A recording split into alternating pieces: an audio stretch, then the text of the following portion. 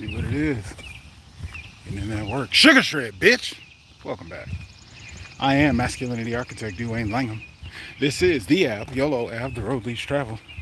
And you have just tuned in for another Sugar Shred update. Day 28. People, this is week 4. A good month that we've been doing sugar diet, sugar fasting. The update today, 247 on the scale. Ah, shocker. What's going on? Nah, that's last 2 days over the weekend, strategically, intentionally, during the refeed, had protein, had starches. Yesterday had a lot actually. I had a frozen cauliflower crust pizza I need to get rid of before we head back down to Tampa this weekend because of my feeding days. I'm very aware all the protein I had stockpiled, frozen meats and stuff for my diet, immediately flipped. So a lot of extra vegetables and meats are sitting around, and I'm only eating meat twice a week, so it's an interesting dilemma.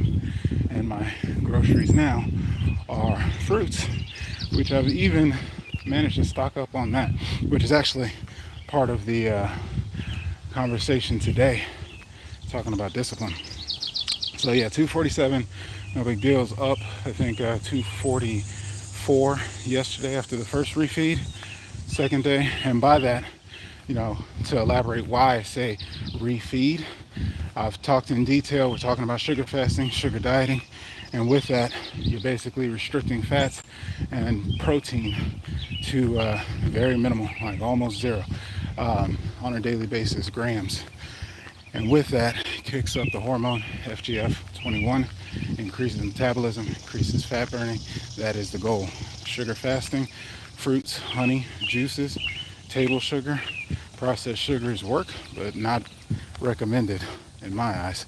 And sugar dieting, adding lean protein and meats. So when I say refeeding, getting in the protein that's needed, I do a lot of training. Now, because of the stimulus from the exercise, the glycogen, sugar going into the muscles, you don't really have to worry about muscle loss as long as you are refeeding, as long as you're not constantly weeks on it. This is for my protocol going off of Smelly Bell 2.5 right now. Actually, I'm leaning more towards just snake juice dieting. Again, the discipline conversation. But what I've been practicing last week was 2 sugar fasting days and a refeed day to get in the nutrients. So with those times, I don't go for specifically lean meat. One, I don't just have lean meat around.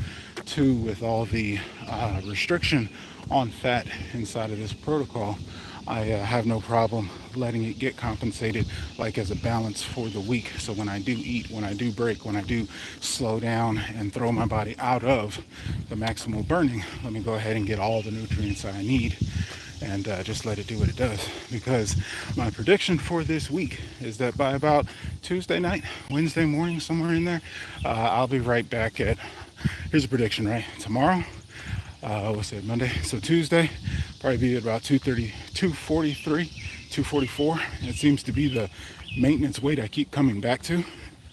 And then as I lean into the fasting, going back down. And I'm going to say by Wednesday, if I do decide to break and refeed on Wednesday, I'll probably be at about 239, 238 again. And so with that, you can kind of hear what I'm already aware of, just the cycles. What did I say? What up, Raymond? Appreciate you watching. What did I say? The cyclical nature, binging, feasting and famine, all that good stuff, back and forth. So ultimately, that can become yo-yoing. Like long-term, no better being stuck 230 to 240 than being stuck 260 to 270. What got me dedicated and dialed in. Now, inside of this 4 weeks, I've been doing a lot of exploring, a lot of experimenting, really getting adjusted to this diet, getting used to this diet, and that's where I am now. And so a couple of things that I'm now present to, after having a couple of weeks of splurging, enjoying, actually seeing what works, and really the biggest thing in this last week, getting hip to snake juice, the salts, and really understanding how my body is going to operate on this diet, because it's giving me clarity. The success that I've had, and this is what I want to tell you, the biggest thing, Raymond is going ham in the comments, I love it. The biggest thing that I've gotten from dieting, my successful dieting, intermittent fasting, ketosis, losing over 100 pounds, even the protein sparing modified fast early in this year. Discipline. Protein sparing modified fast. Pretty much a protein fast. If you imagine a sugar fast, a protein fast. The only macronutrient is protein, and vegetables pretty much, but letting the carbs and fats stay low. But either way, the point being, from water fasting, from ketosis, protein sparing fasting, and now sugar fasting, all of the fasting, it is all a discipline. And inside of the exploration, along with pretty much what the hype of this diet has been doing, the sugar pop, the sweets, candies, everybody's kind of dialed that shit back because it's a bit reckless and irresponsible, especially at the forefront of a new emerging diet. Right now it's a fad, craze, but it's just another practice. It's just another protocol that works, and however you mix and mingle it to be effective is up to you. But the important part is that it is going to be a discipline. And so, especially like I've shared, I got a birthday coming up, and exactly, your boy turns 41 in 2 weeks, a fortnight, 14 days. So I'm really coming into crossing, it's a mini milestone, let's be honest. But with that, it gives me a chance to underline for you what weight loss really looks like. I think, especially if you have not effectively accomplished it or kept it off, it can occur like it's just this game you play, weight loss, burning fat. And a question often comes up, what next? Like, what do you do after you cross the finish line? What do you do after you hit the goal?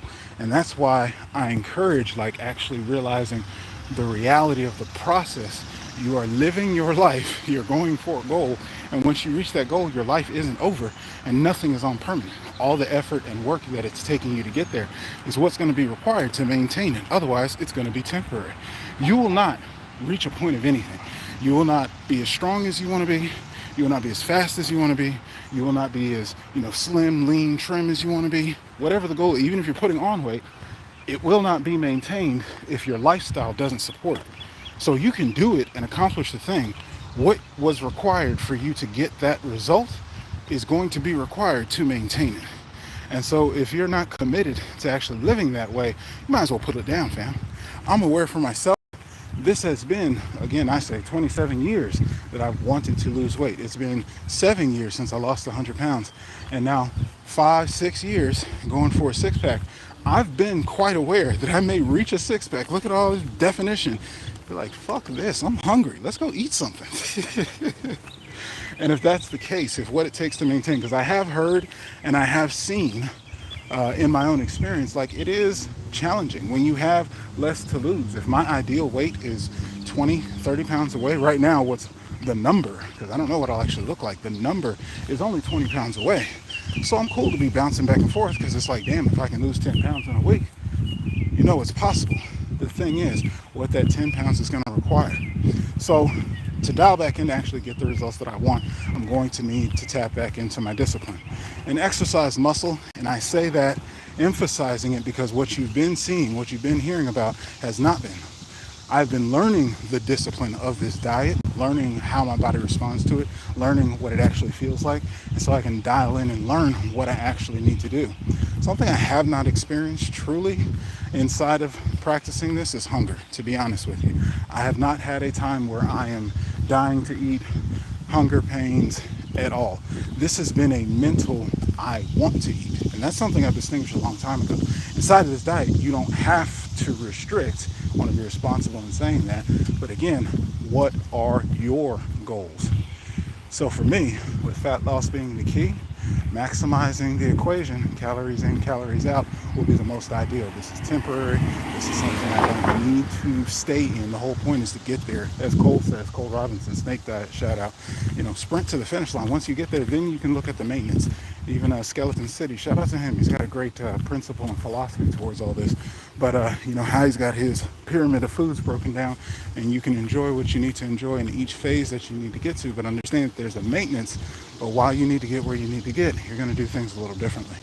So what I'm looking at is, one, eating when I'm hungry, not just because I want to, and also minimizing the calories. I'm honestly looking to get right at about 1,000 calories a day. And not purely for the restriction, but again, coming back to what I said, when I'm hungry, I have not been hungry. And now that I've got the snake juice added into the equation, those salts, the potassium, the nutrients, and there's sugar in it. So that honestly is 800 calories throughout the day of 2 liters of snake juice diluted with another 2 liters of water. So inside of my just drinking water, staying hydrated, getting the salts that I need, getting potassium, all those things that keep you going, also feeling satiated, also getting sugar for energy. So the benefits of the sugar diet have been training, lifestyle, the freedom, which I've splurged on. I have not fasted a single day since I started sugar fasting because you get to eat. It's much more enjoyable. And with that, I don't need 3-4 bowls of meals with sugar piled on, with honey piled on. I don't need 2 tablespoons of honey at every time. Like, all the calories are counting. The energy's great, the feeling's great, and the goal is to give my body the absence, the deficit, so that it can focus on the fat. My activity level is always there. You know that 2-3 hours of activity every day is no big deal for me. So it's just the context of what I'm putting in my body. And now that I've remapped, having a liquid diet, juices, having fruits, like these little small meals, but they add up when you put 4 or 5 of them, honey, sugar, and other things together. So getting out of the honeymoon phase, truly, to actually experience what is it that I need to focus on, I'm really just going to be doing the super snake juice, shred juice. Cole gives it out, so I don't want to steal his shine. But at the same time, I'm basically just going to be using those core nutrients, keep my body hydrated, and be fasting. Essentially, I'm going to be using the sugar fasting, keeping the sugar and the bare nutrients inside of the diet, and doing just like a water fast. Now, is it the same thing? Yes. And it's not. Because the key trade-off that I've had with water fasting is needing the stimulants, needing the energy, feeling depleted, not having what I need. And it does slow down everything. Your body gets cold, the metabolism is running, it's burning ketones. It takes a few days to get into that, all that extra stuff. But the fact that I can flip over Monday morning and get into this, just have my snake juice with the sugar in it, maybe have a bowl of fruit at the end of the day, a salad with some cucumbers, tomatoes, hot honey, dressing, and probably be right around 1,000 calories. That should put me, because I'm clear, 2,000 is my maintenance. When I stay there, like I said, I pretty much level out 243 every day, and it goes down when I'm fasting, and when I refeed, it goes back to there. So what I'm actually considering is getting off of the Smelly Bell protocol as well, because I'm also paying attention to when I am feeding, when I am getting what I need, do I actually need to break the fast and eat? Because I do notice when I get off the sugar, how slow, literally, the digestion, everything slows down. I can tell what I've eaten the last day, or when the weekend comes and I eat for 2 days, what that's all getting. So I say all this to say, this is the science of it, people. This is what weight loss actually looks like. And I really mean to underline everything. The 4 weeks of learning it, getting acclimated, the ups and downs, the cycles, and really the emphasis I want you to know is that even when you get to the goal, when I get to the goal, it does not stop. It's not over. Now you got to figure out what maintains. Now you got to understand that it's going to be a constant balance. And that's just because you need discipline. Me overindulging, not binging out on food, but not fasting, not having, again, coming into this, I had a 4-hour eating window. Coming into this, I was only eating protein. That's a tough day. To just eat protein is your priority meal, along with fasting. But I say all that to say, when the sugar's in your blood, flies and bees, for whatever reason, want beef. They want the good stuff.